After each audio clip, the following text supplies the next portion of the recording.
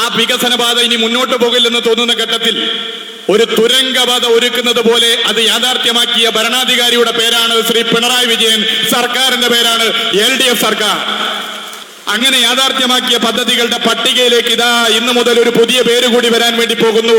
അത് മറ്റൊന്നല്ല, തുരങ്കപാതയാണ് എന്ന് വളരെ അഭിമാനത്തോടു കൂടി പറയാൻ ഞാൻ ആഗ്രഹിക്കുകയാണ്.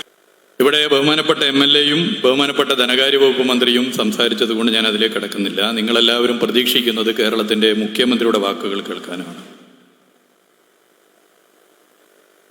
8.1 കിലോമീറ്റർ ദൈർഘ്യമുള്ള ഈ ഇരട്ട ടണൽ സാധ്യമാകാൻ വേണ്ടി പോകുന്നതോടുകൂടി കാലങ്ങളായി മനുഷ്യർ ആഗ്രഹിച്ച ഒരു പദ്ധതിയാണ് യാഥാർത്ഥ്യമാകാൻ വേണ്ടി പോകുന്നത്. താമരശ്ശേരി ചുരത്തിൽ മണിക്കൂറുകളോളം അങ്ങോട്ടും ഇങ്ങോട്ടും നീങ്ങാൻ പറ്റാതെ ഇതിനെന്ത് പരിഹാരമെന്ന്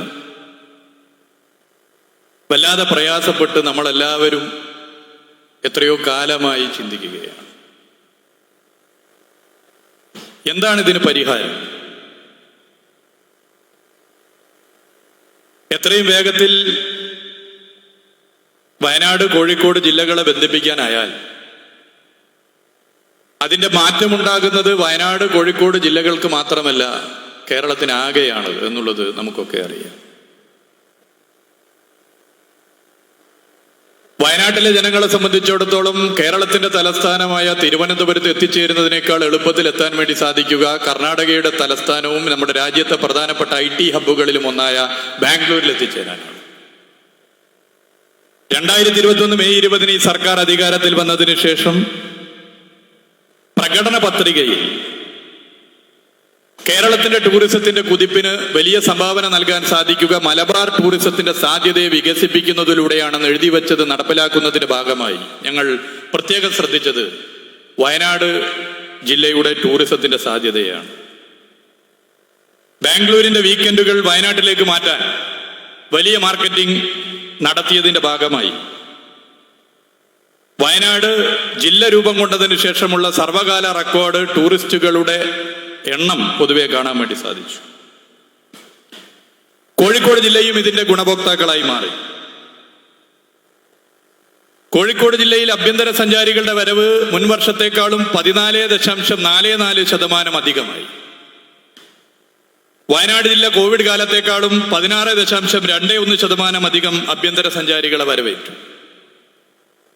വിദേശ സഞ്ചാരികളുടെ കാര്യത്തിൽ ആദ്യ 6 മാസത്തിനിടയിൽ കോഴിക്കോട് 45%, വയനാട് 24.64% വർധനവ് സാധ്യമാക്കി.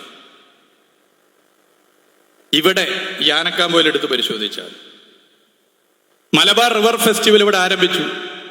കഴിഞ്ഞ 2 വർഷം അതിൽ പങ്കെടുക്കാൻ വന്ന വിദേശ രാജ്യങ്ങളുടെ എണ്ണം 17 ആണ്. 17 വിദേശ രാജ്യങ്ങളിൽ നിന്നുള്ളവർ ഇവിടെ വന്നു. വയനാടിൽ നിരവധി വിദേശ സഞ്ചാരികൾ വരുന്ന സ്ഥിതി ഉണ്ടായി. എന്നാൽ ആക്സസിബിലിറ്റി ഒരു പ്രധാന പ്രശ്നമായി നിൽക്കുന്നു. വയനാടിനെയും കോഴിക്കോടിനെയും അടുപ്പിക്കാൻ ഒരു ബദൽ സംവിധാനം വന്നാൽ ടൂറിസം കാർഷിക മേഖലയ്ക്ക് ഇന്ന് വരെ കാണാത്ത ഒരു കുതിപ്പിന് കാരണമായി മാറും. ഇത് നാടാകെ സ്വപ്നം കണ്ട ഒരു പദ്ധതിയാണ്. നാടാകെ സ്വപ്നം കണ്ട പദ്ധതി. അതിന്റെ പ്രതിസന്ധികളിലേക്കൊന്നും ഞാൻ കിടക്കുന്നില്ല, അതിനെക്കുറിച്ചൊക്കെ ഇവിടെ പറഞ്ഞു. ആ പദ്ധതിയാണ് ഇപ്പോൾ ഇവിടെ യാഥാർത്ഥ്യമാകാൻ പോകുന്നത്.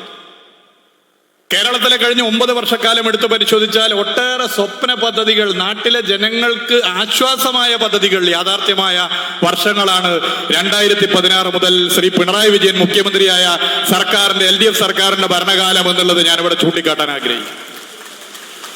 ആ യാഥാർത്ഥ്യമായ പദ്ധതികൾ വളരെ എളുപ്പത്തിൽ യാഥാർത്ഥ്യമായതല്ല.